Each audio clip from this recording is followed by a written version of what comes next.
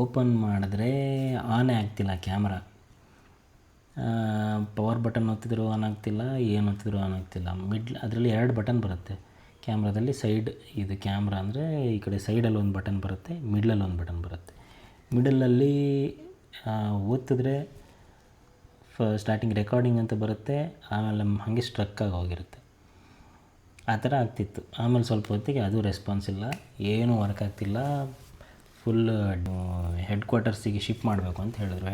Head quarters ಎಲ್ಲಿ ಅಂದರೆ Hong Kong, ಚೈನಾಗೆ ನಾವು ಶಿಫ್ಟ್ ಮಾಡಬೇಕಾಯ್ತು. ನಮ್ಮದೇ ಓನರ್ಶಿಪ್ ತೊಗೊಂಡು ನಾವೇ ಇಲ್ಲಿಂದ ಪಾರ್ಸಲ್ದು ಬುಕ್ ಮಾಡಿ ಅಲ್ಲಿಗೆ ಕಳಿಸಿ ಇದು ಮಾಡಿ ಅದನ್ನೆಲ್ಲ ನಾನು ಪ್ಯಾಕ್ ಮಾಡಿ ನೀಟಾಗಿ ಅದರದ್ದೇ ಬಾಕ್ಸ್ ಇತ್ತು, ಅದರದ್ದೇ ಬಾಕ್ಸಲ್ಲಿ ಪ್ಯಾಕ್ ಮಾಡಿ ಕಳಿಸಿದ್ದೀನಿ.